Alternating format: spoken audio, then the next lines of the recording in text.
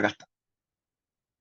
Bien, entonces ya estamos grabando, ya tenemos que portarnos bien. Les doy la bienvenida a las personas que están de manera virtual y a las personas que van a ver esta grabación en otro momento. Como les comentaba, hoy día vamos a hacer un pequeño repaso flash de todo lo que tiene que ver con el control uno. Em, Voy a colocar esta presentación para formato pantalla completa. Ahí sí. Entonces hoy día vamos a repasar todo lo que tiene que ver con conjunto potencia, particiones imagen y preimagen. Sí, eso es lo que vamos a estar trabajando el día de hoy. Específicamente voy a hablar de contenidos y también vamos a hacer un poquitito un ejercicio que tiene que ver con particiones, que fue el ejercicio que hicimos en el RP de particiones, o sea, de conjunto potencia, que fue hace 2 semanas. No el que hicimos antes de salir de receso, sino el de la semana anterior, que estuvo bastante complicado y la verdad no muchos pudieron hacerlo a la primera, sino que fue con, con harta, con un poco de ayuda, porque estaba un poco complicado el ejercicio, así que lo vamos a desempolvar con las explicaciones que vamos a ir dando el día de hoy. La idea es que puedan hacerlo o por último puedan entenderlo y después puedan hacer ejercicios relacionados sin ningún tipo de problema. Entonces eso es lo que vamos a hacer hoy. Específicamente vamos a trabajar 5 cositas, vamos a retrotraer algunas definiciones, específicamente el producto cartesiano, vamos a hablar de conjunto potencia, partición, vamos a hablar un poquitito de funciones para poder introducir todo lo que tiene que ver con el conjunto imagen y preimagen, que es la última patita que entra en el control. Creo que hasta ahí entra en el control en el C1, así que ya más o menos tenemos casi todo cubierto para que ustedes puedan comenzar a hacer ejercicio cuando estimen conveniente. Se va a una consulta, Sí, no que entraba hasta la parte como 4,5 como está inyectividad, o ahora como que cambió el es que tema de... creo que la parte 4.5 incluye conjunto imagen y preimagen. Esa es la sección 4.5 si no me equivoco. Ah, ya, es que en el Entonces, apunte que tengo me aparece como hasta inyectividad, por ejemplo. a ver, por lo menos en el apunte que yo les subí, que creo que es la versión del 2021, depende de las versiones que tengan, porque hay veces que las versiones pueden cambiar. Justamente, a ver, déjame mirar. La 4.4 es composición de funciones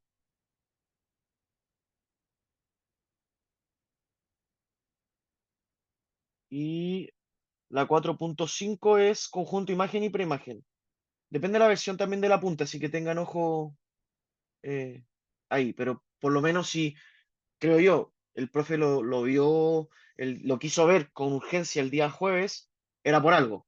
Entonces, para que lo tengan en consideración. Entonces, a priori yo tengo entendido que sí entra y creo que en novedades también, dijeron incluyendo la sección 4.5. Así que yo creo que entra. Bien, entonces, partamos sin nada más que añadir. Cualquier cosa nomás, me hablan por el chat o me interrumpe. Yo no puedo ver si alguien levanta la mano, porque como estoy compartiendo la pantalla, tengo la otra aquí. Entonces, si alguien hace eso de levantar la mano, que se puede a través de Zoom, no lo voy a poder ver para que me interrumpan directamente, no tengo problema. Bien. Entonces, recordemos un poco de lo de donde estábamos trabajando, recordemos un poco la definición de producto cartesiano que nos va a servir luego para trabajar con conjunto potencia. Entonces, como dice ahí, se define el producto cartesiano entre dos conjuntos de referencia distintos, A subconjunto de E y B subconjunto de F, denotado A cruz B, no A por B, porque el por no es una operación entre conjuntos, sino que A cruz B, como el conjunto de pares ordenados A, B. Ya recordemos que era un par ordenado que son dos elementos que importa su orden, tales que el primero está en A, el segundo está en B. Entonces, formalmente, ¿cómo se leería? Que para todo par de elementos, uno en A y otro en F, perdón, uno en E y en otro en F, el par ordenado A, B va a pertenecer al producto cruz A cruz B, si solo si, y eso es súper importante, es un sí solo si, A pertenece a A y B pertenece a B. Entonces aquí ya tenemos algo bien importante de que simplemente el producto cartesiano de una dos tuplas o de un par ordenado va a ser que el primero está bailando con el primer conjunto y el segundo está bailando con el segundo conjunto. Entonces, ahí es donde ustedes van a poder trabajar sin problema al respecto eh, con los productos cartesianos. Ahora bien, a nosotros nos gustaría a veces, el mundo no solamente se trabaja con pares ordenados, ustedes seguramente van a ver en algún momento que eso se puede extender a tuplas de 3, tuplas de 4, etcétera, etcétera. Entonces, para poder generalizar esta noción de producto cartesiano, no solamente al par ordenado, sino más a las 3 tuplas, a las 4 tuplas o a las tuplas de n, a las n tuplas, bueno, entonces simplemente tenemos que redefinir de la misma manera, sino que ahora no para 2, sino para más, la definición que estábamos trabajando anteriormente. Entonces, para ello, nos tenemos que dar n conjuntos, a sub 1 hasta a sub n, donde cada uno pertenece a un E sub i, es decir, el A sub 1 es subconjunto de E sub 1, el A sub 2 es subconjunto de E sub 2, el A sub 3 es subconjunto de E sub 3, para todo i. Por eso, ahí donde uno recorre todo el uno, el 2 y el 3, con el dice el para todo i. De hecho, ustedes, esto es como un tip. Cuando quieren definir muchas cosas, tienen n cosas que todas se definen igual, ustedes pueden definir ese A sub i subconjunto de E sub i, con la noción que ustedes quieran, lo que estén definiendo, y le ponen para todo i, y tienen que colocar dónde corre el i. En este caso, el i va corriendo desde el 1 hasta el n, ¿sí? Entonces, eso simplemente quiere decir que el A sub 1 subconjunto del E sub 1, que el A sub 5 es subconjunto de E sub 5, que el A sub 32 es subconjunto de E sub 32. Entonces, tiene una correspondencia al respecto del índice I.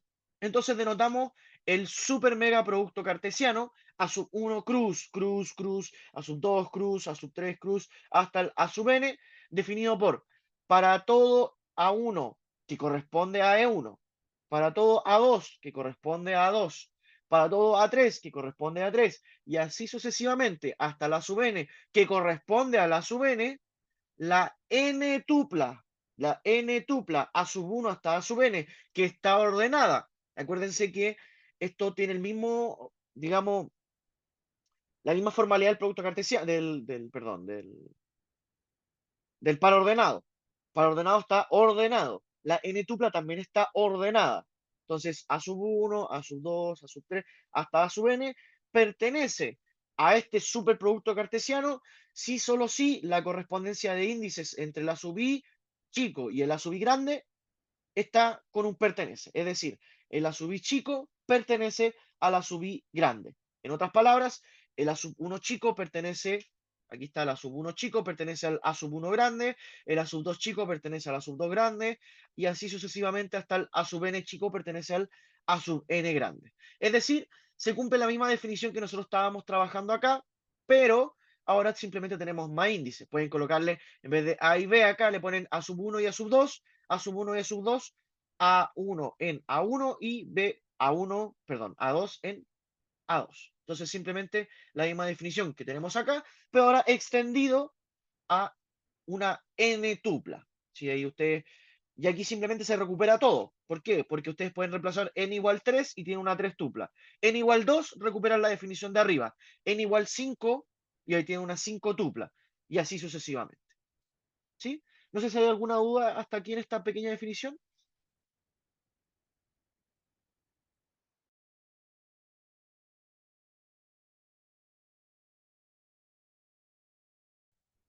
¿No? ¿No hay duda? Súper, continuemos. Bien, entonces aquí tenemos algunos ejemplos que quise que eran buenos discutir. Entonces definamos tres conjuntos, el A sub, el A igual 1, 2, 3, el B igual ABC y el C igual triángulo cuadrado. ¿Sí? Tenemos esos tres conjuntos. Y nos piden definir el producto cartesiano entre estos tres conjuntos. Ahora, ¿cómo se definen los productos cartesianos? Hicimos aquí un par de ejemplos. El A cruz B son todos los pares ordenados X, Y, tales que el X está en A, el Y está en B. ¿Sí? Entonces, aquí simplemente ocupamos la definición de producto cartesiano que ya veníamos trabajando de antes, que es simplemente, uy, que es simplemente esta que está acá, ¿cierto? Entonces, ¿qué es lo que tenemos que hacer? Tenemos que formar todas las combinaciones posibles de tuplas entre elementos de A en la primera coordenada y elementos de B en la segunda coordenada. Por lo tanto, yo tengo que tomar el 1, 2, 3 y tengo que hacerles un baile con el ABC. ¿Cómo sería eso? Bueno, primero lo hacemos con el 1, A, 1, B, 1, C. Luego vamos con el 2, 2, A, 2, B, 2, C. Luego vamos con el 3, 3, A, 3, B, 3, C. ¿Cómo yo identifico que esto está bien? Es que yo tomo un elemento, un par cualquiera, por ejemplo, el 3, A, el 3 está en A y el A está en B. Listo. Tomo otro par, el 2, A, el 2 está en A y el A está en B. Y así ustedes lo pueden verificar para todos los elementos que están acá.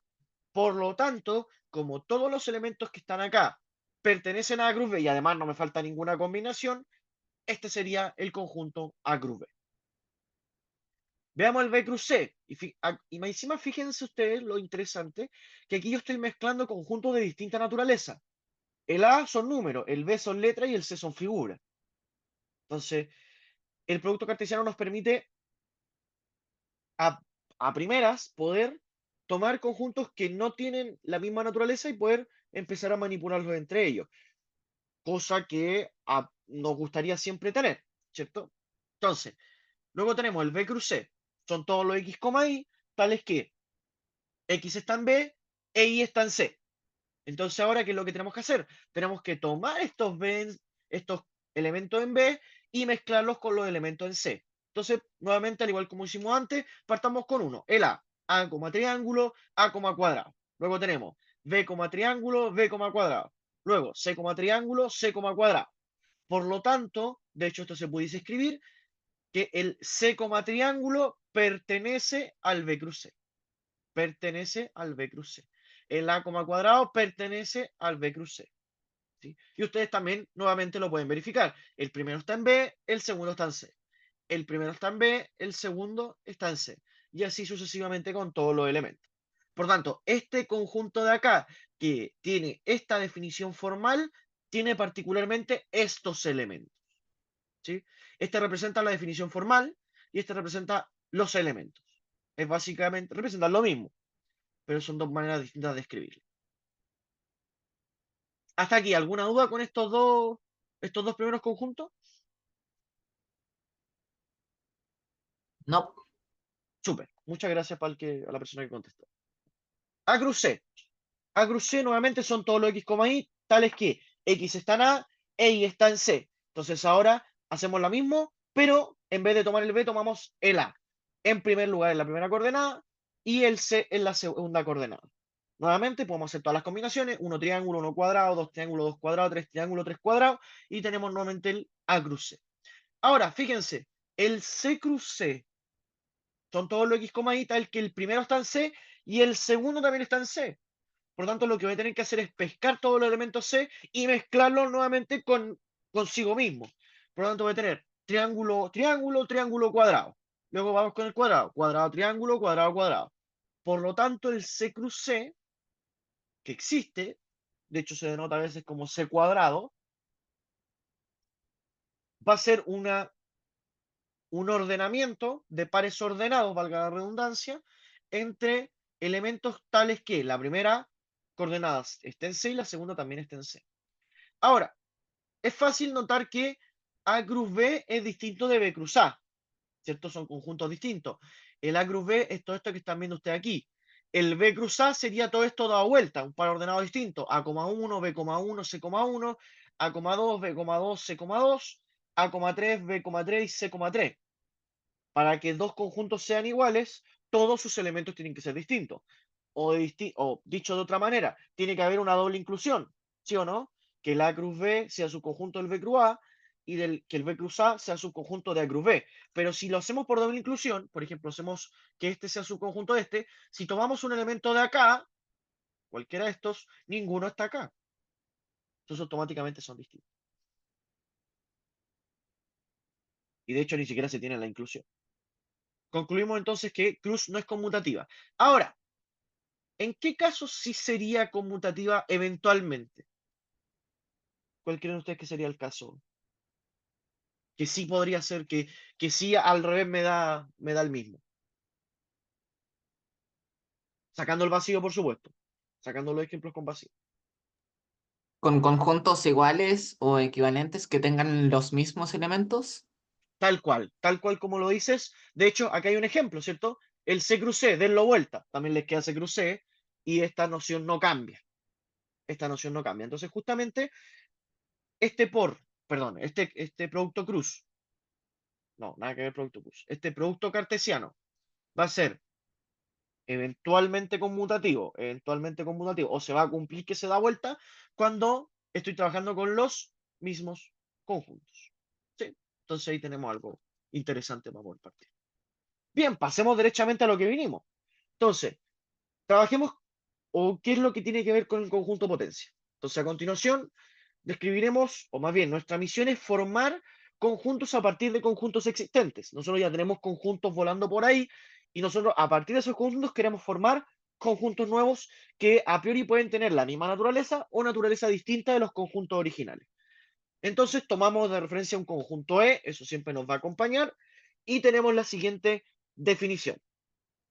Llamamos conjunto potencia de A o partes de A, o partes, no confundir con la partición que vamos a ver después. Se puede llamar conjunto potencia de A o partes de A. Esos son los dos nombres que tiene. Así que hay que anotarlo ahí, conjunto potencia partes y partición. Esto último es distinto de los primeros dos que son lo mismo. ¿Sí? Entonces, llamamos conjunto potencia de A, denotado por esta P caligráfica. No sé si le he dicho, pero esta P en látex se escribe como matcal, matcal. Así se hace esta letra. Si a alguien le gusta hacer resumen en látex, cosas así. Denotado por P de A al conjunto de todos los subconjuntos de A. Entonces ahora, formalmente, un conjunto C, un conjunto C pertenece a este conjunto potencia si solo si X está en C, entonces X está en A. En otras palabras, este conjunto C pertenece al conjunto potencia y resulta que es subconjunto de A. Y esto es un sí solo sí, así que tenemos una gran gracia. Ahora, lo importante notar aquí es que, lo hemos dicho en algunas ocasiones, ¿cuál es la naturaleza del conjunto potencia? La naturaleza del conjunto potencia viene determinado por el conjunto A, en primer lugar. Pero por sobre todo, el conjunto potencia va a ser un conjunto de conjuntos. Es decir, los elementos que tiene la bolsita llamada conjunto potencia son también conjuntos. ¿Sí? Ahora, ¿cómo son esos conjuntos? Tienen una particularidad. La particularidad de esos conjuntos dentro del conjunto potencia es que son subconjuntos de A. ¿Sí? O decir, están dentro de A, son partecitas de A. Entonces hay que tener muy claro eso. La naturaleza del conjunto potencia es que es un conjunto de conjuntos. Los elementos del conjunto potencia son conjuntos. Y es por esto que el conjunto C pertenece al conjunto potencia y no es subconjunto del conjunto potencia. ¿Sí? Hay que tener mucho cuidado con eso. El conjunto potencia trae consigo más conjuntos dentro de él. ¿Sí? Por lo tanto, es como decir, la casa del conjunto potencia trae o tiene o viven conjuntos, ¿sí? A diferencia, por ejemplo, de los naturales. Los naturales, los elementos son números. El 3 pertenece a los naturales, el 5 pertenece a los naturales, el 8 pertenece a los naturales. Los naturales tienen como elementos números, ¿sí? O, por ejemplo, yo les estaba mostrando algunos conjuntos antes. El conjunto C tiene por elementos figuras. El conjunto B tiene por elementos letras. El conjunto A tiene por elementos números. El conjunto potencia tiene por elementos conjuntos, que son bien específicos. Son conjuntos que son subconjuntos de A. ¿Sí? Por lo tanto, yo creo que la definición más importante es esta que está acá. Bueno, esta también es súper importante, pero esta es la que queda más clara. Alguien va a pertenecer al conjunto potencia, si solo si este conjunto es subconjunto de A. Fíjense, aquí tenemos las dos nociones, pertenece y subconjunto. Entonces hay que tener bien en claro que el pertenece es una noción entre el elemento y el conjunto. Entre el elemento y el conjunto. Entonces yo me pregunto, para poner un pertenece, esto se lo pueden cuestionar siempre en el control, por ejemplo, están con la duda si es pertenece o subconjunto. Primero tienen que preguntarse, ¿qué elementos tiene el conjunto que estoy trabajando? Primero. Y si le dicen, no sé, pues son camiones, o son letras, o son números. Ah, ya, entonces lo que estoy tomando pertenece o tiene esa naturaleza, es un número, es una letra, es un conjunto. Si resulta ser que lo que ustedes quieren colocarle pertenece en la prueba, resulta ser que tiene la misma naturaleza a lo que está en el conjunto y además está en el conjunto, tiene que estarlo, entonces le pueden colocar un pertenece. Si es un elemento, pertenece. ¿Sí? Ahora bien, para yo saber qué es subconjunto, bueno, es otra cosa distinta. El subconjunto es una noción entre un conjunto y otro. Esa es la noción, entre un conjunto y otro. Pero esa noción o este conjunto, este C, ahora no actúa como elemento de A, sino que actúa como un conjunto como tal. Aquí actúa como elemento. Resulta ser que el elemento es un conjunto. Aquí ustedes pueden colocar cualquier cosa. El elemento puede ser un número, una letra, una figura, un color, cualquier cosa. Pero resulta ser que es un conjunto. Entonces, esa es la confusión que siempre se da.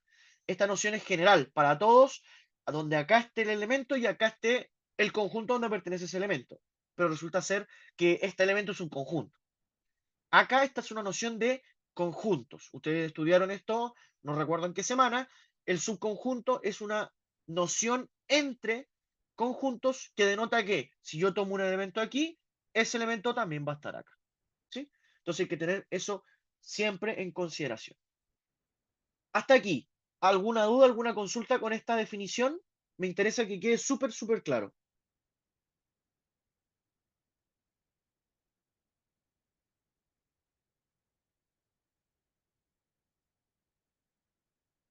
Todo claro. Muchas gracias, Javier. Bien, entonces, una cosa importante, que con la definición que acabamos de dar, fíjense que este conjunto PDA tiene todos los subconjuntos de A. Ahora, uno puede inmediatamente tomar dos subconjuntos cualquiera, o más bien, los dos subconjuntos clásicos de un conjunto. Yo tengo el conjunto A, un subconjunto clásico es el vacío, y otro subconjunto clásico es el mismo A, ¿cierto? El vacío es subconjunto de A y A es subconjunto de A. En otras palabras, el vacío es subconjunto de cualquier elemento, de cualquier conjunto, y el mismo conjunto es subconjunto de sí mismo, ¿cierto? Entonces, inmediatamente podemos decir que el vacío pertenece, pertenece a la parte, al conjunto potencia de A, y A también pertenece al conjunto potencia de A. Y ustedes pueden usar esta misma definición. A, vacío, pertenece al conjunto potencia de A, ya que vacío es subconjunto de A. A pertenece al conjunto potencia de A, ya que A es subconjunto de A. ¿Sí? Entonces, como yo me pregunto, ¿las partes de A tienen los subconjuntos de A? ¿El vacío es subconjunto de A? Sí, entonces pertenece. ¿A quién? A las partes de A. No a las partes de A. Lo mismo que A. Yo me pregunto, ¿A es subconjunto de A? Sí. Entonces A pertenece. ¿A quién? A las partes de A, no a las partes de A. En otras palabras, el conjunto de las partes de un conjunto, las partes de A, nunca es vacío. ¿Por qué? Porque ustedes siempre se van a poder encontrar el vacío y A. Y de hecho es una noción que yo creo que deberían anotar en alguna parte por ahí, de tener que el vacío es su conjunto de A y A es su conjunto de A. Es algo súper obvio, pero a uno siempre se le olvida. como casos a veces que les gustaría a uno tener, a veces, hoy demuestre por contradicción esto y no sabe qué conjunto tomar, bueno, puede tomar el vacío, puede tomar A. Entonces, anótenlo por ahí, que el vacío es subconjunto de todos los elementos y que el mismo conjunto es subconjunto de sí mismo. Les puede servir en algún ejercicio eventualmente para demostrar algún par de cosas. ¿Alguien levantó la mano? Mira, justo me salió aquí. Seba, Dígame. ¿qué Sí. pasaría entonces si tuviéramos el conjunto potencia del mismo vacío? ¿Se Ah, diría que el vacío pertenece a ese y por ende tampoco es vacío? mira, justamente tu pregunta la vamos a analizar en unos minutitos más. Dame unos minutos Ya. y te respondo toda esa pregunta. En primer lugar, usemos esta figura, este conjunto. El conjunto A que tiene triángulo, cuadrado, estrella.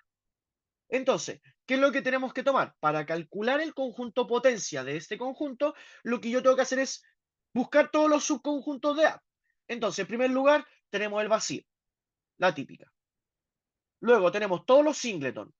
Singleton triángulo, singleton cuadrado, singleton estrella. Luego tenemos todos los pares. Triángulo cuadrado, triángulo estrella, cuadrado estrella. Y luego tenemos el conjunto completo. Si se fijan, acá está el vacío y acá está el conjunto completo. Entonces, este sería totalmente el conjunto potencia. No hay nada más que añadir. Si ustedes se fijan, están todos los subconjuntos de A. Los elementos de las partes son puros conjuntos. El conjunto vacío, el conjunto que tiene solo el triángulo, el conjunto que tiene solo el cuadrado, el conjunto que tiene solo la estrella. Entonces, para yo escribir, tengo que, por ejemplo, tomar el singleton estrella pertenece al conjunto potencia. El singleton vacío pertenece, perdón, el singleton cuadrado pertenece al conjunto potencia. El, el conjunto cuadrado estrella pertenece al conjunto potencia, ¿sí? Pero el singleton estrella es subconjunto de A. El singleton cuadrado es subconjunto de A, ¿sí? Entonces, los subconjuntos de A traen una van de la mano con un pertenece al conjunto potencia y con un subconjunto al conjunto en cuestión, a la, ¿cierto? Entonces, ustedes pescan un conjunto en el conjunto potencia, este elemento, este conjunto va relacionado con un pertenece al conjunto potencia, porque es un elemento, y va relacionado con un subconjunto A, porque es una parte de A, ¿cierto? Es algo más chiquitito. Otro ejemplo importante, que es justamente el que me estaba preguntando, creo que Tomás, eh, es suponer que A es vacío. ¿Sí? Supongamos que es vacío y queremos calcular el conjunto potencia del vacío. Es decir, esto que está acá, conjunto potencia de vacío. Ahora, obviamente, para calcular el conjunto potencia, al igual que lo hicimos acá, tenemos que preguntarnos cuáles son los subconjuntos del conjunto en cuestión. Acá nos preguntamos cuáles eran los subconjuntos de A. Ahora nos tenemos que preguntar cuáles son los subconjuntos de vacío.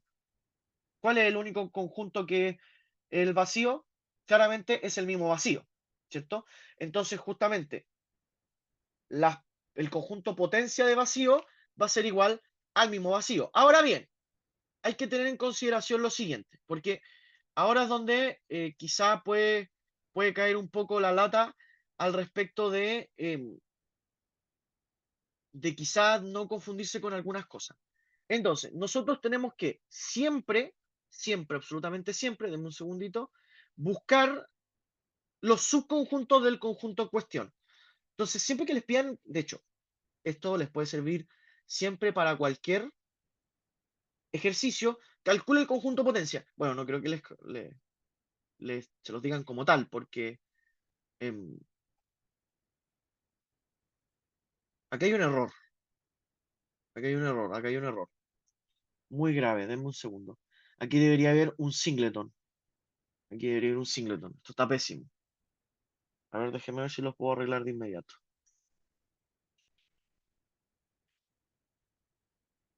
Eh,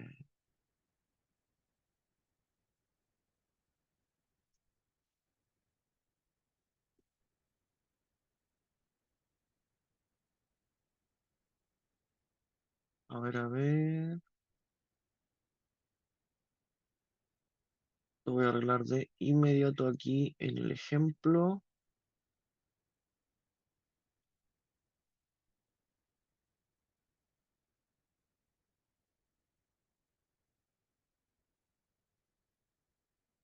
¿Notaron cuál era el error? ahí había un error en la presentación. Esto debería haber sido singleton. A ver, voy a descargar la presentación de nuevo.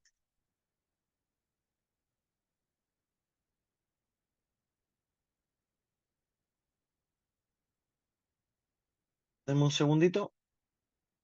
Problemas técnicos, problemas técnicos. Y voy a abrir la presentación otra vez.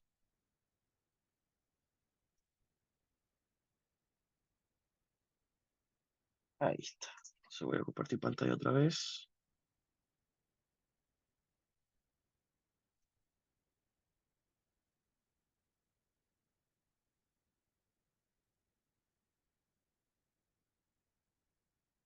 Ahí sí. Ahí sí, ya, ahí sí. Una disculpa por el pequeñito gran error. Eh, ya, ahora sí, volvamos. Entonces estábamos diciendo que, ¿cuáles son los subconjuntos de vacío? Simplemente el vacío. Por lo tanto, de hecho, aquí estaba que las partes de vacío era vacío, eso no puede ser, lo dijimos acá. Lo dijimos acá. PDA nunca es vacío. Y aquí estaba vacío, ya. Faltó ese error de tipeo.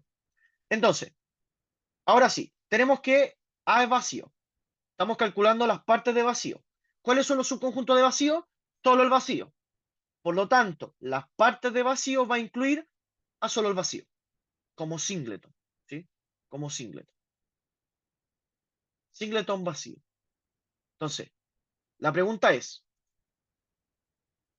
¿este conjunto potencia tiene todos los subconjuntos del vacío? Sí, el mismo vacío. Por lo tanto, el conjunto potencial vacío es el singleton vacío, es el conjunto que tiene solo el vacío. Ahora, cabe destacar, y esto es súper importante, y de hecho por eso es que me di cuenta del error. Bueno, le di cuenta del error porque era obvio. Cabe destacar que el vacío es distinto que el singleton vacío. Es distinto del singleton vacío. Pues el primero es el conjunto vacío toda la vida. Pero el segundo es un conjunto que tiene por elemento el conjunto vacío. ¿Sí? ¿No se ve la presentación? No, se está viendo la página de cursos. Oh, a ver. Ay, estoy hablando solo. A ver, a ver. Ahí sí. ¿Ahí se ve mejor? Ahí sí. Perfecto. Ah, ustedes vieron mis cursos, vieron todo. Súper. Entonces, ¿qué significa esto?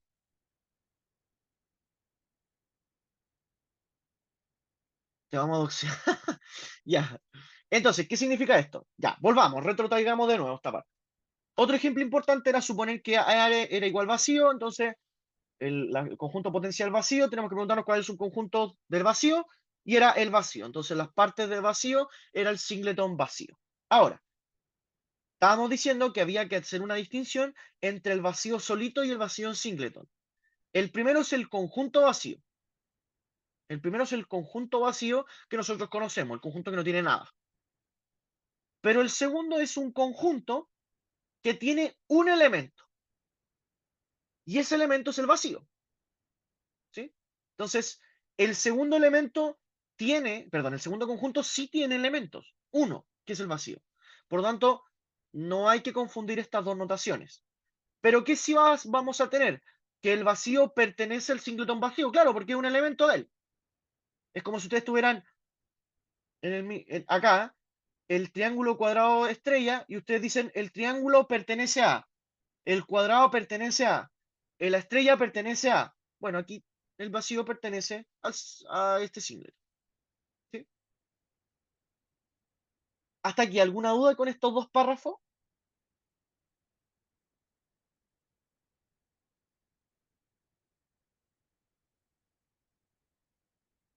¿No? Bien. Entonces, ahora tratemos de calcular el conjunto potencia del conjunto potencia vacío.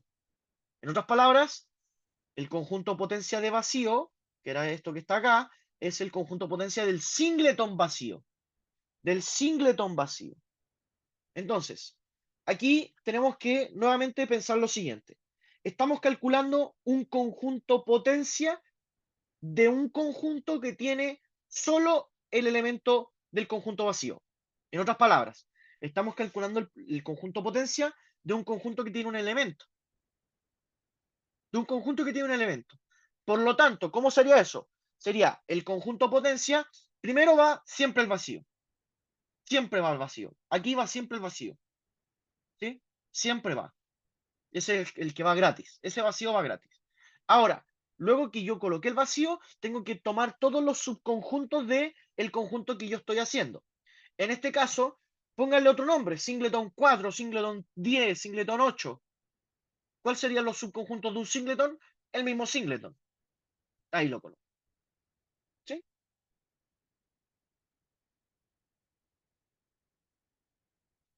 Hasta aquí. ¿Alguna duda, alguna consulta?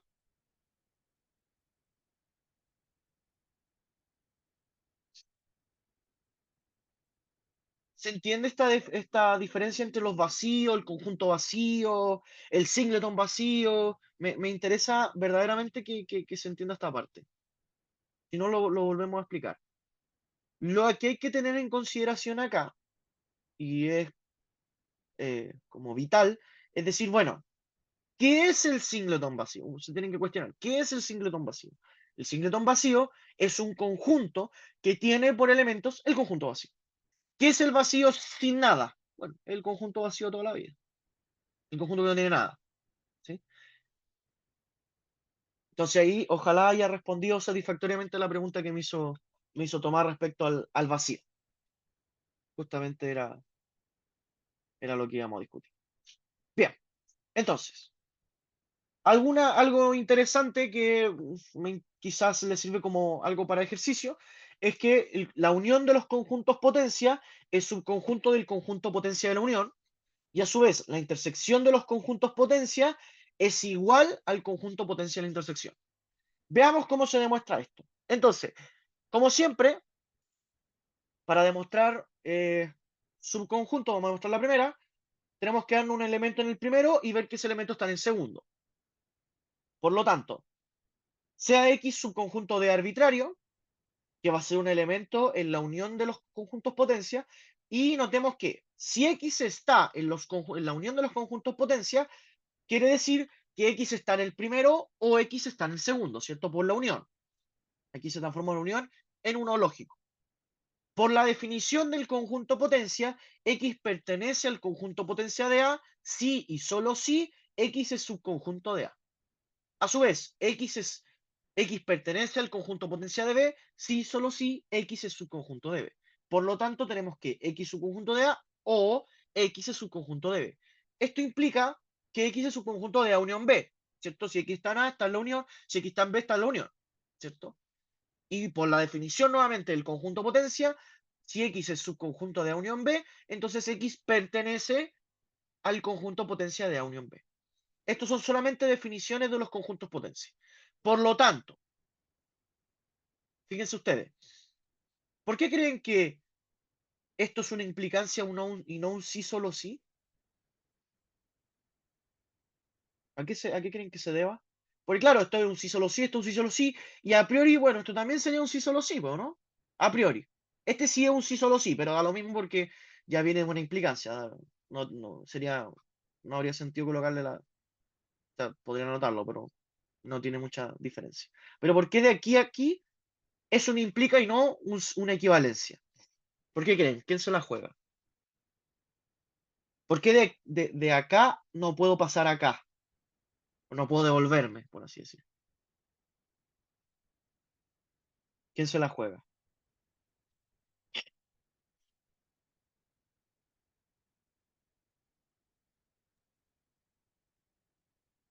Porque es como una especie de transitividad. Ya, podría O- ser, claro, sí, sería como una especie de transitividad. Pero cuestionémonos lo siguiente. ¿Cómo nosotros no podríamos pasar de acá a acá? La respuesta no es tan simple, o sea, es simple, pero a veces como que a uno se le olvidan este tipo de cosas. ¿Qué pasa si X es más grande que A? Por ejemplo, imagínense que X es A y un cachito de B. Claro, X sigue siendo subconjunto de A unión B, pero yo ya no puedo concluir esto. No puedo decir que X es subconjunto de A o X es subconjunto de B.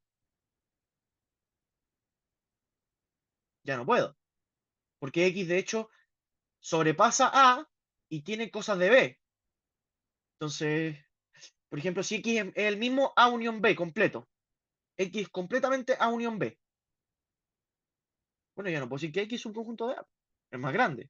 Y tampoco puedo decir que X es un conjunto de A, porque es más grande. Entonces, por eso yo no me puedo devolver, porque si resulta ser que X es más grande que A o más grande que B, o sea, es A y un cachito más, o B y un cachito más, bueno, ya no me voy a poder devolver. Esto no sería correcto.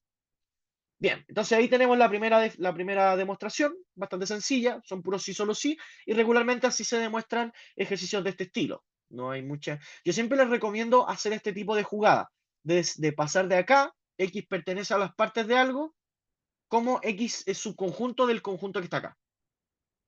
Y eso les puede ayudar mucho, pueden ganarse puntito ahí al tiro sobre la definición, usando simplemente la definición del conjunto potencia. De la misma manera, si tomamos X n arbitrario para la intersección, notamos que al estar en la intersección, está en cada uno con un I. Es decir, el subconjunto de cada uno con un I. Es decir, el subconjunto de la intersección. Y aquí sí es un sí solo sí, porque al ser intersección necesariamente está en ambos. Entonces ahí sí me puedo devolver, por lo tanto X pertenece a las partes de A inter B. Entonces ahí tenemos estas dos demostraciones que eran bastante sencillas, creo yo, de mirar. ¿Hasta aquí alguna duda con estas definiciones? Seba, Dígame. no entendí lo del por qué la implicancia arriba y abajo de equivalencia. Ya, volvamos. Aquí estamos claros que es equivalencia porque yo del X subconjunto de A inter B puedo pasar para arriba y de arriba puedo pasar para abajo. No hay ningún problema, ¿cierto? No nos genera ningún atado ni nada por el estilo. Ahora, ¿qué es lo que pasa? A ver si puedo dibujar. Porque aquí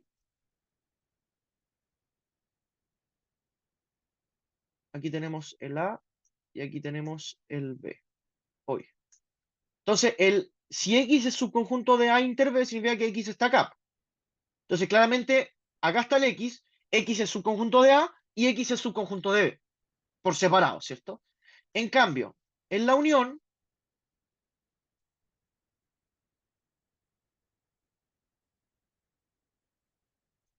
yo, claro, puedo tomar un X que sea subconjunto de A o X sea subconjunto de B. Pero, ¿qué pasa si yo pinto, por ejemplo, todo el A y un cachito de B? Todo eso es X. Entonces, ahí yo ya no puedo decir, ahí, X es subconjunto de A unión B, eso está correcto, ¿cierto? Pero yo no puedo decir de este X que es subconjunto de A o es subconjunto de B. No puedo decir eso, ¿cierto? Porque es más grande que el A y tiene elementos que no están en B. Entonces, ahí es un poco más delicado. ¿Ahí se entendió mejor? Sí, gracias. Súper. Creo que los dibujos a veces se entiende. No sé cómo borrar esto. Ahí sí. Bien. Entonces, continuamos. Pasemos a las particiones. Entonces, definición, se dice que un subconjunto del conjunto potencia. Fíjense, ahora es un subconjunto del conjunto potencia. Es decir, es algo más chico del conjunto potencia. Es partición de A si las siguientes tres condiciones se cumplen. Que para todo elemento en este subconjunto de las particiones sea distinto de vacío, es decir, el vacío no cabe aquí, que son disjuntos, es decir, para todos 6 se prima en este subconjunto de las partes de A, distintos, la intersección es vacía, y que lo cubre, es decir, que si yo pesco todos los C que están acá, los C normales con los C normales que están en C caligráfico, los tomo todos y los uno, entonces estos van a ser completamente A. Hagamos un ejemplo de esto. Bueno, no sé si hay alguna duda directo con esto, con la definición como tal, porque quizá con los ejemplos se quede más claro cómo se comporta esto. Ahora, la gracia está en que ahora yo tengo que tomar algo más chico del conjunto potencia, ¿sí?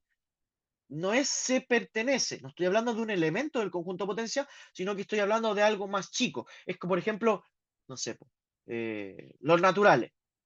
Tenemos el conjunto de los naturales. Y yo quiero tomar un subconjunto de los naturales. Bueno, por ejemplo, puedo tomar no sé, del 3 al 50. Es un subconjunto de los naturales. Tomo una parte de los naturales. Ahora aquí es lo mismo. Voy a tomar unos elementos del conjunto potencia. Una parte del conjunto potencia, ¿sí? No todos. Puedo tomar algunos singleton, quizá algunos pares, un subconjunto, un singleton con 2, un singleton con 3, etcétera, etcétera. Lo digo singleton con 2 para que se entienda. Técnicamente no es un singleton. Pero ahora, de todo eso que escogí, si los elementos que están en esas cosas que yo escogí cumplen estas tres propiedades, automáticamente esto se convierte en partición. Entonces, veamos algunos ejemplos. Si llamamos como par impar al conjunto de los enteros pares y al conjunto de los enteros impares respectivamente, entonces tenemos que notar que el conjunto de conjuntos, esto es un conjunto de conjuntos, que tiene por elemento el conjunto par y el conjunto impar, es una partición de Z. Veamos que cumple las siguientes propiedades. El conjunto, este C caligráfico va a ser el singleton par impar. Ese va a ser este caligráfico. El C va a ser par o impar. ¿Sí? Entonces, este completito va a ser el C caligráfico y cada uno de estos va a ser un C normal. Entonces, claramente estos son distintos de vacío. El par es distinto de vacío, el impar es distinto de vacío. Basta tomar 5 para el impar y 2 para el par. Listo. No son vacíos. Ahora, ¿son disjuntos? Claro, par, inter, impar son disjuntos. No hay ningún número que sea par e impar a la vez. Ahora, si los unimos, como dice, cubre A, es decir, tenemos que unir todos los elementos de C. Entonces unimos par con impar. Bueno, resulta ser que acaparé todos los enteros Z. ¿Sí? ¿Hasta aquí alguna duda con este ejemplo?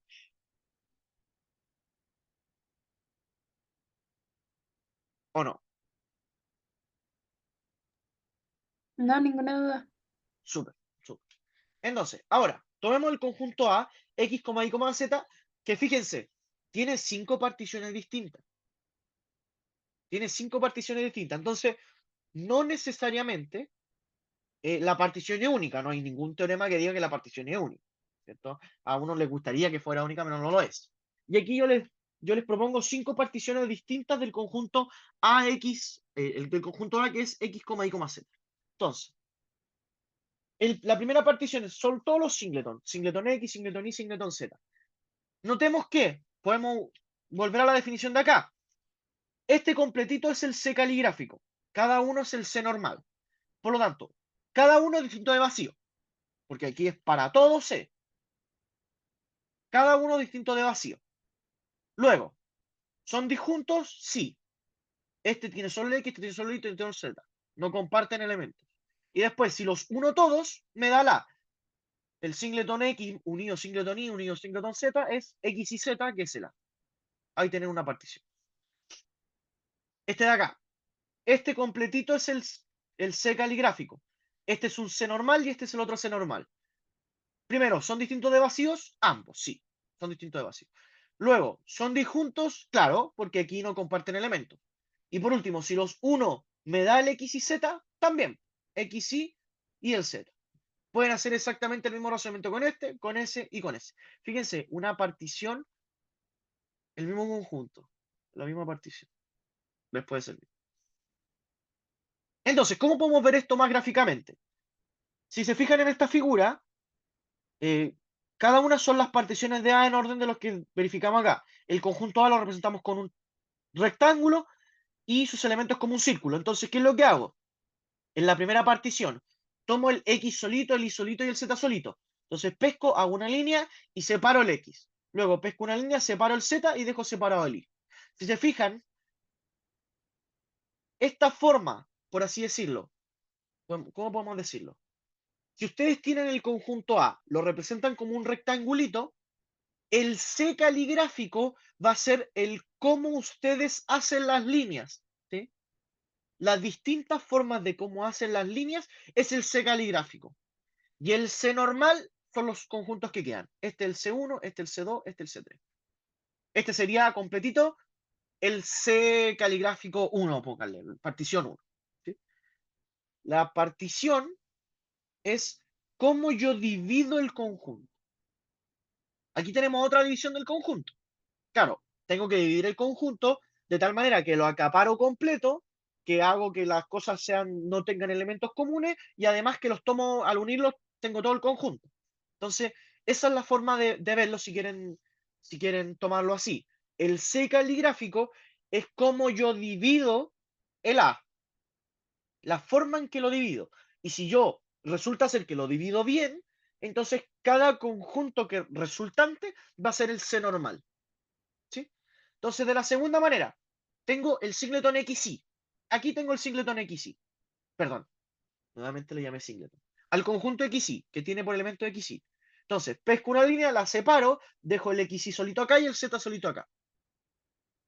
Entonces, esta es otra partición, otra manera de dividirlo.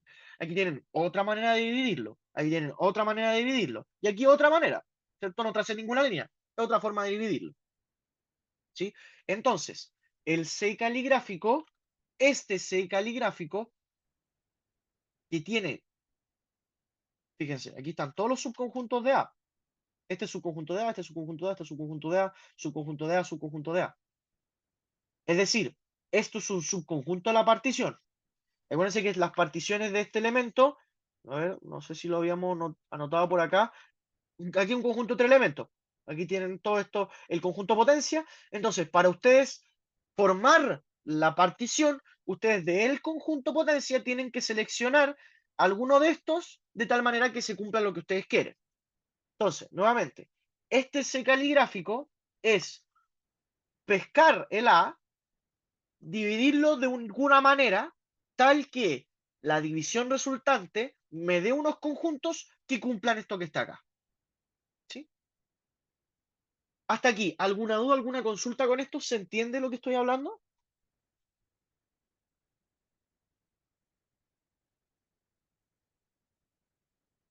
Bien, entonces, si se entendió con el ejemplo de cómo dividirlo, estamos súper.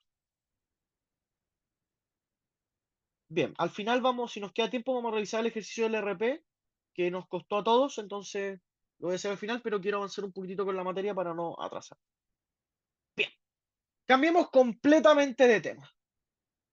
Ah, hasta aquí, antes de pasar a las funciones. ¿Alguna duda, alguna consulta que me quieran hacer? Antes de cambiar de tema.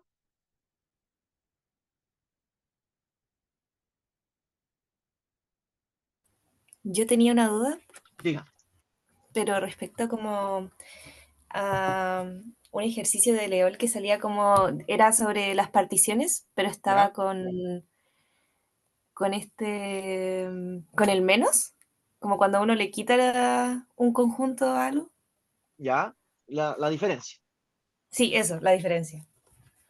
¿Lo puedo mandar y para verlo ahí? Ah, si es un ejercicio como tal, veámoslo al final, ¿te parece?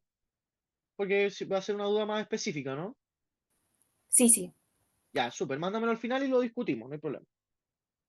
Pero claro, a ver, a ver si entre, vamos adelantando un poco. El conjunto potencia, la definición del conjunto potencia es un conjunto.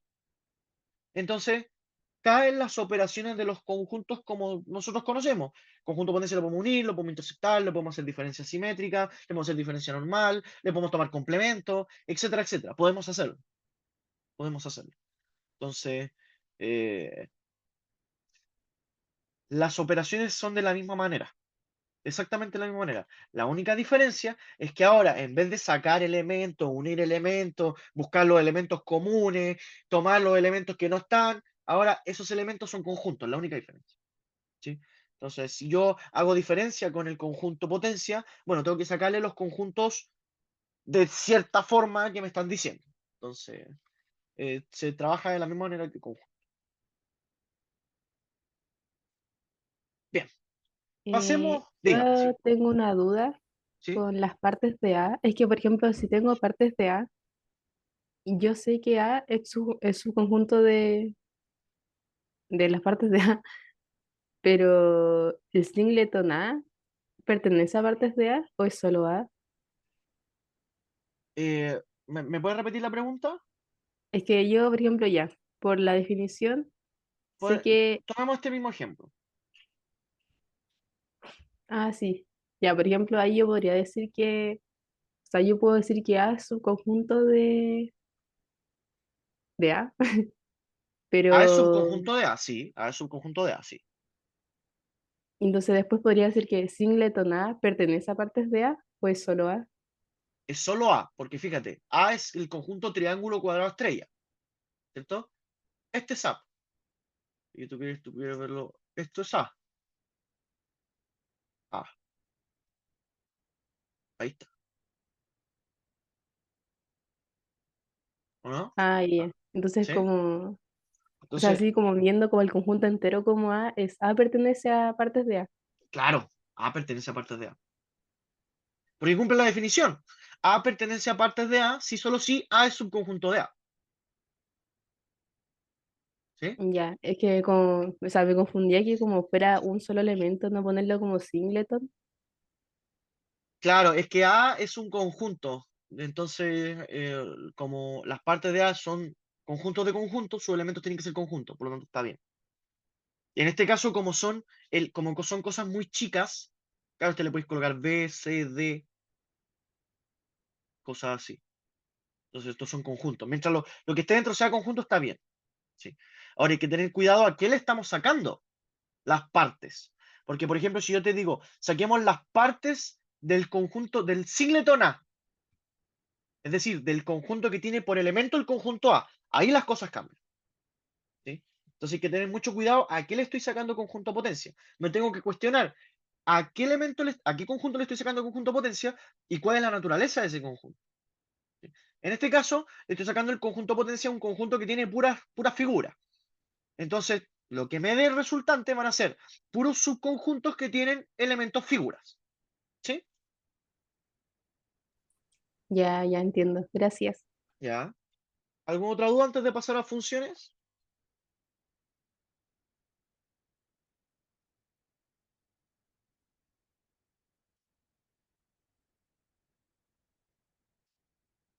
¿No?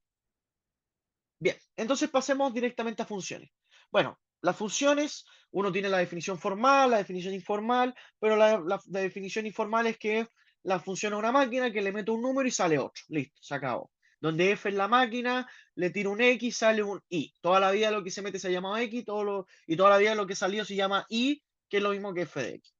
Pero ¿cuál es la definición formal? Es una tres tupla, a, b, g. ¿Es una función? Sí. G, que vendría siendo el gráfico de la función, es un conjunto de A cruz B. En otra parte, el gráfico de la función es x, f de x. ¿Sí? X, f de x. Esos puntos, esos pares ordenados, conforman G. Y claro, como el x está en A y el f de x está en B, entonces G es un conjunto de A cruz B. Listo. Esa es la definición. Y para todo A en A existe un único B, tal que A, B pertenece al G. En otras palabras, para el A existe solo un f de A. ¿Sí? Existe solo un f de A. No puede existir más de dos. No puede existir más de uno, perdón. No puede existir dos. ¿Sí? No puede ser que f de A me dé 3 y también me dé 5. No, eso no puede ser. ¿Sí? Entonces esa es la definición formal de función. Que el gráfico esté en el plano cartesiano, si quieren verlo así, de una manera muy simple. En otras palabras, que todos los pares ordenados de A, f de A que están en G sean subconjuntos de A cruz B, lo cual siempre se va a tener en una función, y que para todo elemento en A tiene un único f de A, o existe un único b en B. ¿Sí? Esa es la definición de función formal. Teníamos la inyectividad, la epiyectividad, la biyectividad. Diremos que f es inyectiva si se cumple que para todo par de puntos, si son distintos, entonces sus evaluaciones también son distintas. En otras palabras, si sus evaluaciones son iguales, entonces son los mismos puntos. Yo aquí lo tomaba como un auto haciendo un recorrido, si quieren verlo. Yo siempre tomo como los X, hablando de una función, tenemos el dominio y tenemos el codominio, el recorrido, como le quieran llamar. El dominio es lo que yo le he hecho a la función y lo que yo le he hecho al auto. El auto necesita benzina. Entonces, el tipo especial de benzina, ¿qué tipo de benzina tengo que echar a la función? Es el dominio. Si le echo una benzina equivocada, el auto no anda, la función no sirve, se rompe, ¿cierto? Entonces, podemos tomarlo X como la benzina. Y los f de x como el recorrido que da.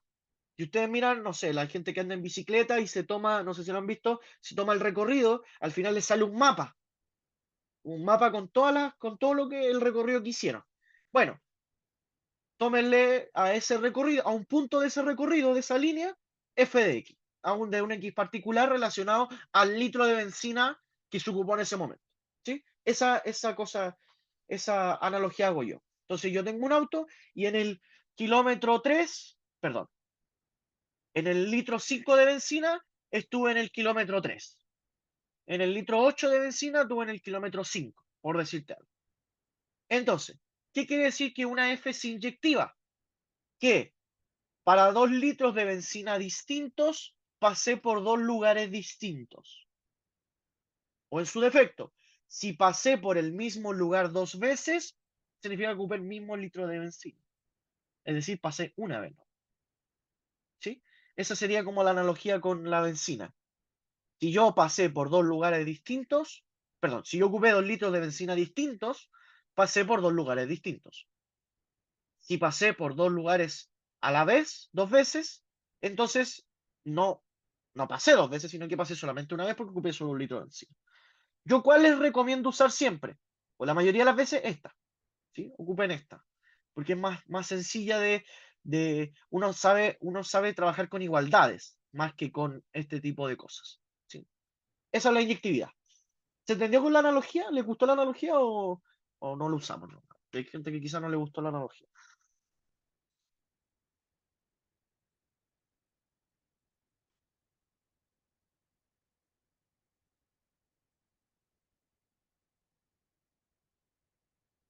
¿Sí?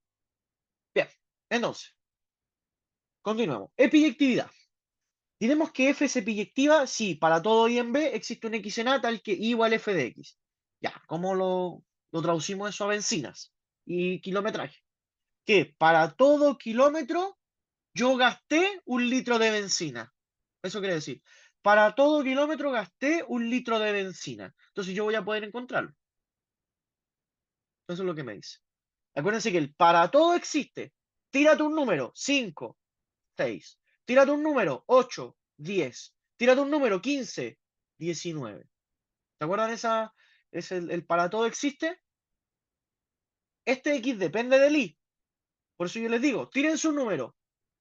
7. Ah, yo no sé, po. Tírate un kilómetro, 8. Ah, yo ocupé el litro de benzina, 5. Tírate un número, un kilómetro, 15. Ah, yo ocupé el litro de benzina, 20. Tírate un kilómetro, 40. Ah, yo ocupé el litro de benzina, 32. ¿Sí? Esa es la epiyectividad. Entonces, yo me tengo que dar un I, sea un I en B, sea un I en mi codominio. Voy a intentar buscar el X tal que al evaluar la función me dé el I solito. El I solito. Y ahí habían algunos ejemplos. ¿Se acuerdan que hicimos uno que era con Q medios? F de Q igual Q medios, que iba de Q en Q, de los racionales a los racionales.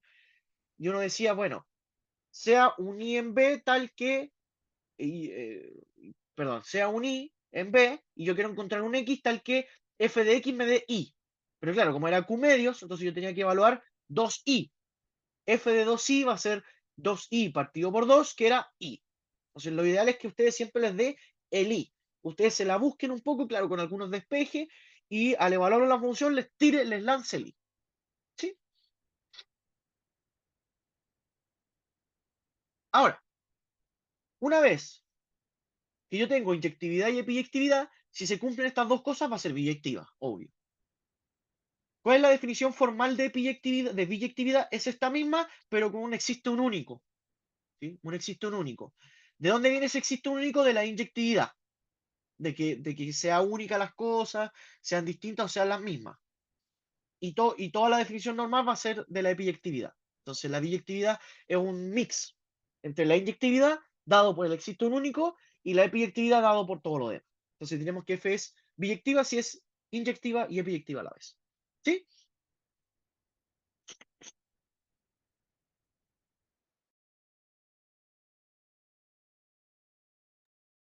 ¿Se entiende?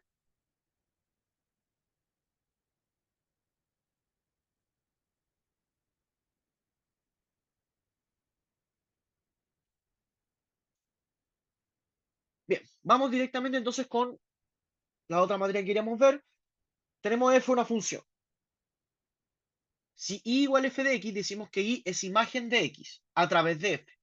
¿Sí? Si queremos hablar de manera particular, es que y es imagen de x a través de f. Y que x es preimagen de y a través de f. ¿Sí?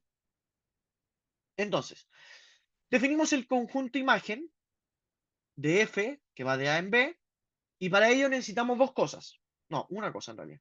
A', subconjunto de a. Entonces, definimos el conjunto imagen de a' a través de f o por f, ¿cómo? Así lo denotamos. F de a'. F de a'. Es una notación.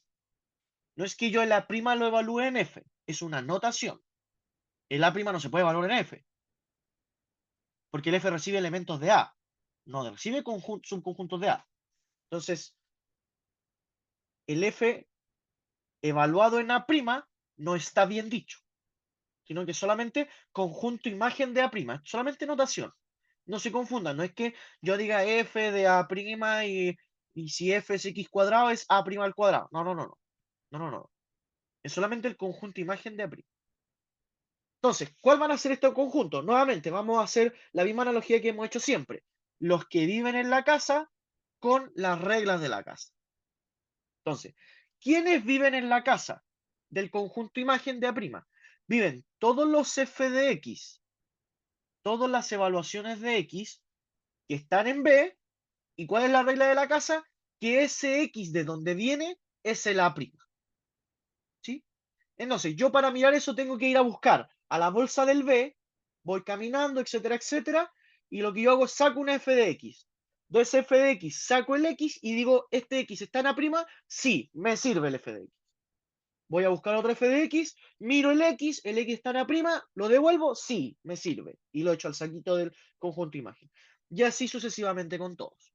Entonces, ¿cómo sería esto equivalentemente? Que si yo tengo un elemento en el conjunto imagen, entonces va a existir un x tal que f de x es igual a y. ¿Sí? Entonces, si usted va, yo le doy, tome, aquí tiene su y en el conjunto imagen, usted si busca un poco, va a encontrar el x tal que f de x igual. Va como implícito. ¿Sí? Es como, a ver, aquí tengo una hoja. A ver si me sale esta clase interactiva.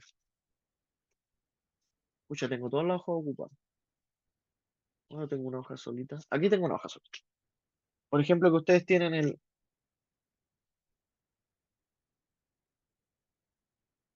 Vamos a ver si me sale. Aquí yo tengo el f de x o el y. Da lo mismo lo que les pase. Es como que yo les diga, ya, tomen. Acá yo les doy el y. Oh, se ve al revés. Bueno, da lo mismo. Acá yo les doy el y. ¿Sí? Entonces, ustedes si buscan un poco, aquí está el x. Eso quiere decir el conjunto imagen. Yo les doy un y en el conjunto imagen, automáticamente aquí está el x. ¿Sí? Eso quiere decir, obviamente el x en A'. ¿Sí? Eso quiere decir el conjunto imagen. ¿Se entendió? Sí. Súper, súper. Entonces, si yo les entrego un i en el conjunto imagen, ustedes pueden asumir que existe ese x. De hecho, esta definición es la que regularmente se ocupa en los ejercicios.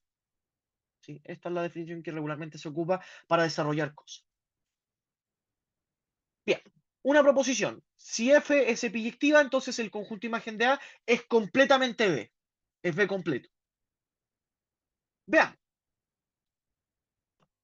Ahora, uno como que a priori, ¿por qué esto no siempre se tiene? ¿Por qué esto no siempre se tiene? A uno le gustaría que el conjunto imagen del completito también sea completo. Puede que no. Puede que no. Puede que haya elementos en B que no sean alcanzados por el A. Y funcionen como así hay muchas. Por ejemplo, la función x cuadrado, que también la vamos a discutir. Si yo tomo la función x cuadrado, f de R en R, ojo, de R en R, tal que a cada x le asigno x cuadrado, bueno, la imagen de R, el conjunto de imagen de R va a ser solo los positivos. Los negativos no son alcanzados por R. Ahí tienen un ejemplo. Entonces, esto no siempre pasa. ¿Por qué? Porque no todos los elementos de B son alcanzados a partir de A. No siempre se tiene. Si se tuviera siempre, sería ideal. Si se tuviera siempre, todas las funciones serían epiyectivas. Ahora, el razonamiento detrás, ¿por qué sería epiyectivo? ¿Por qué sería epiyectivo como tal? Si resulta ser que todos los elementos de B son alcanzados por A, por alguno de A, bueno, la epiyectividad se tiene, porque para todo I en B existe un X en A tal que f de X es igual a I. ¿Sí o no? Es el razonamiento detrás. Si todos los elementos de B son alcanzados por uno de A, bueno, tírate un elemento en B, aquí está el elemento en A. Tírate un elemento en B, aquí está el elemento en A. Se cumple la definición de biyectividad. Entonces, la demostración está, si el conjunto imágenes de A es igual a B, eso ocurre si solo si B es subconjunto de el conjunto imagen de A. Eso hace sentido. Y eso, para todo I en B, pertenece al f de A, al conjunto imagen de A. Es decir, para todo I en B existe un X en A tal que I es igual a f de X. Por lo tanto, f es epiyectiva. ¿Sí? Esto se tiene porque esto es un sí solo sí porque al revés siempre se tiene. Si no, si el FDA no alcanza todos los elementos de B, alcanza una parte de los elementos de B. Entonces esto siempre se tiene. Por lo tanto, como recuperamos la definición de biyectividad, automáticamente la función es epiyectiva si se tiene esto. Y como un sí solo sí, todos los pasos son equivalentes. Claro, puedo hacer implica, implica, implica, implica, y me voy a dar cuenta que el implica de vuelta es el mismo. Así que algunas cosas importantes del conjunto imagen es que si se preserva el subconjunto, es decir, si uno es subconjunto del otro, subconjunto imágenes también van a ser así. El conjunto imagen de la intersección es subconjunto de la intersección de los conjuntos imágenes y el conjunto imagen de la unión es igual a la unión de los conjuntos de imagen. ¿Sí? Se tienen esas tres propiedades. Creo que la primera es más o menos fácil de demostrar y estas dos son más complicadas. Hasta aquí, ¿alguna duda con conjunto imagen para pasarnos al conjunto preimagen?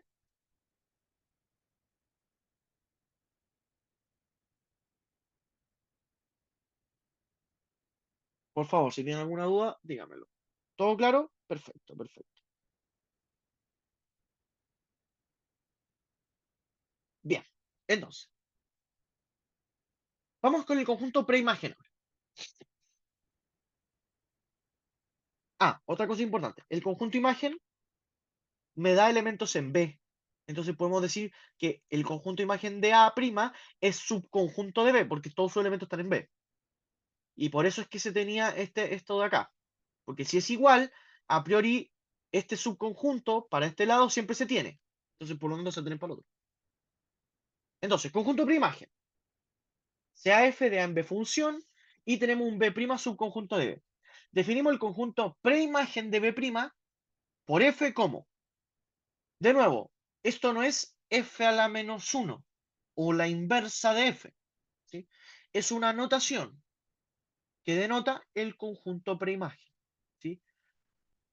Yo siempre, el semestre pasado les decía en el RP, cuando teníamos RP, esto no es, me enojaba cuando decían, no me enojaba, pero les decía, no es inversa, no es función inversa, no es f a la menos 1, es conjunto preimagen.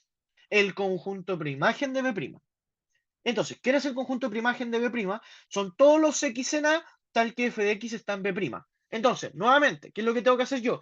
Ir a mi saquito del A, saco un X. Si yo lo evalúo y está en B', me sirve, lo dejo. Saco un X, si al evaluarlo está en B', lo dejo. ¿Sí? Ese es el conjunto preimagen. Equivalentemente, X pertenece al conjunto preimagen si su evaluación pertenece a B'. ¿Sí? Que es lo mismo que está acá. ¿Sí o no? Entonces, una cosa importante. El conjunto preimagen siempre es un subconjunto de A, porque sus elementos están en A. Porque es el obtenido de reunir todas las preimágenes de los elementos de B'. Más aún, el conjunto preimagen queda bien definido siempre, inclusive si F no es biyectiva, en cuyo caso no son invertibles. Por eso es que esto no representa la inversa. ¿Sí?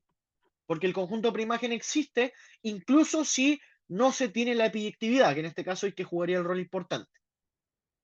Porque yo solamente tomo una partecita nomás. Y si no tiene, no tiene, y se acabó nomás. Pero todos los demás sí van a tener. ¿Sí? Hasta aquí. ¿Alguna duda, alguna consulta?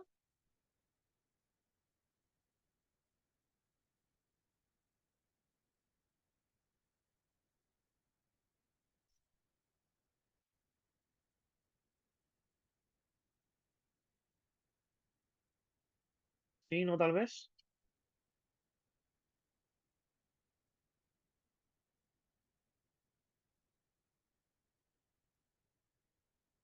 ¿No? Bien.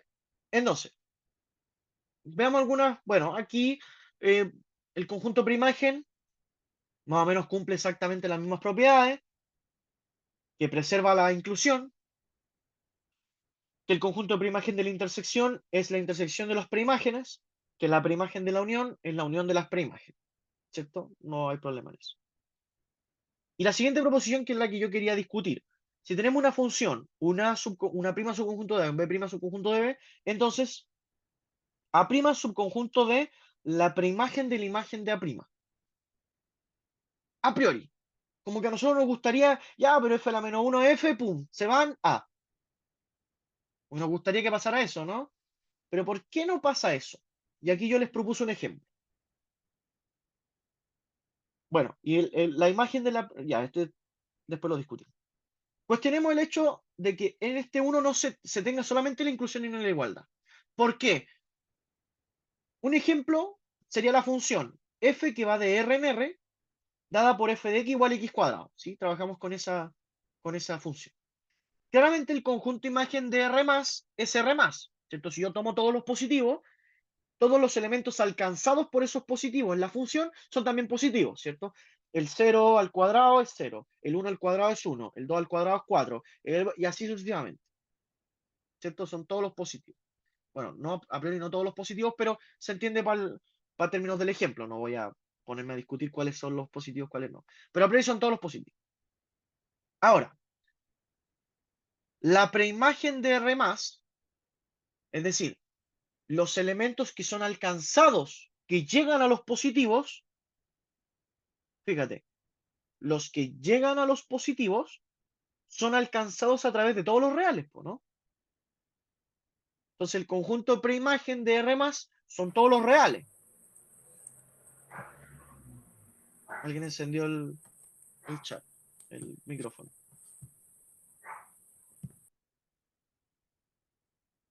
Bien, entonces, ¿cómo lo hacemos ahora? ¿Sí hay alguna duda?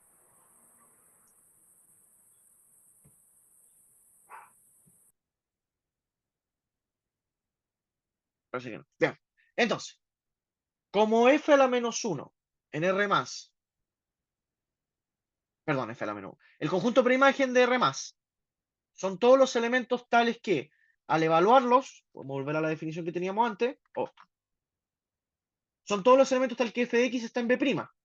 Entonces, claro, yo tomo un real, lo evalúo, siempre va a ser positivo. Tomo un real, lo evalúo, va a ser siempre positivo. Tomo un real, lo evalúo, va a ser siempre positivo. Por lo que, en este caso, R+, va a ser es subconjunto de R. ¿Por qué? Porque la preimagen de la imagen de R, la imagen de R+, era R+, y la preimagen de R+, era R. Entonces, ¿cuál es la intuición detrás de esto? Que al tomarle la imagen, ¿sí? Puede ser que dos elementos distintos alcancen un mismo elemento. Entonces, claro, yo tengo dos elementos que caen a uno mismo, pero yo el subconjunto que estoy tomando es solamente uno que cae.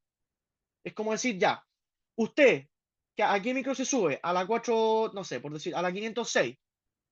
Claro, yo me subo a la 506, pero eso no implica que a la 506 me subo solamente yo. Se sube más gente. Pero como solo me preguntaron a mí, entonces yo solamente me subo a la 506. Pero si le preguntan al chofer, oiga, ¿solamente él se sube a la 506? No, se sube él, sube él, sube él. Entonces, esa es como la forma de recuperarlo. Por eso es que no se tiene la igualdad. Porque claro, yo me subo a la 506, pero no soy el único que se sube a la 506. Hay más gente que sube a la 506, que no fueron alcanzados quizá por el entrevistador de ese minuto. Al entrevistador solo entrevistó un par de personas nomás. Todos ellos se subieron a la 506, pero habían otras que se subían a la 506 también no les preguntan, ¿sí? Como los que quedaron afuera. Por eso no son iguales. Porque yo al ser mi rol de presentador, de entrevistador, entrevisté a todos. No, no entrevisté a todos. Entrevisté a algunos. ¿Sí? Hasta aquí, ¿alguna duda, alguna consulta con esto?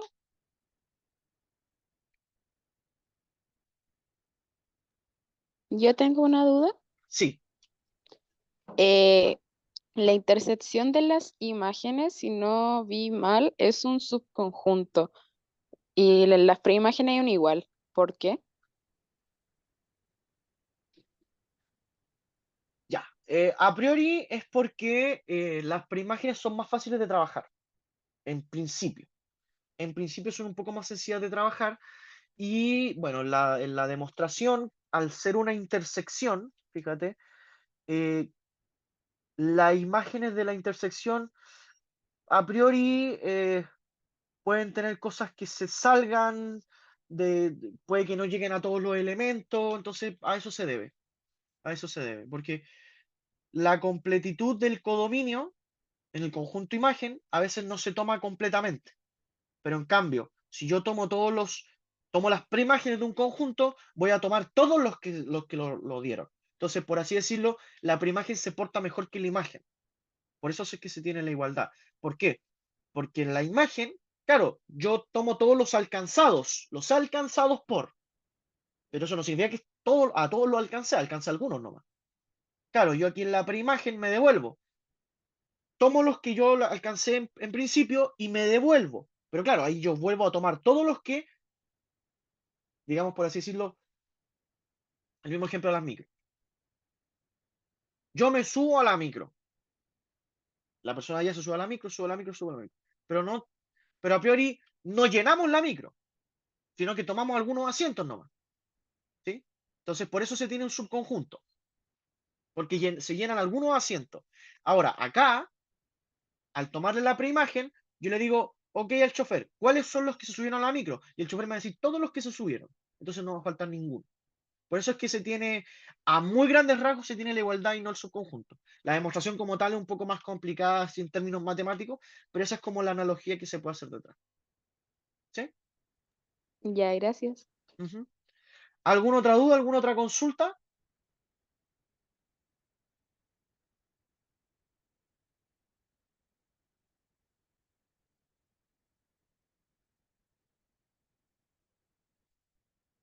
No.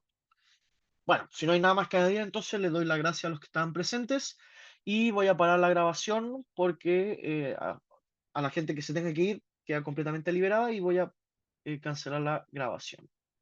A ver cómo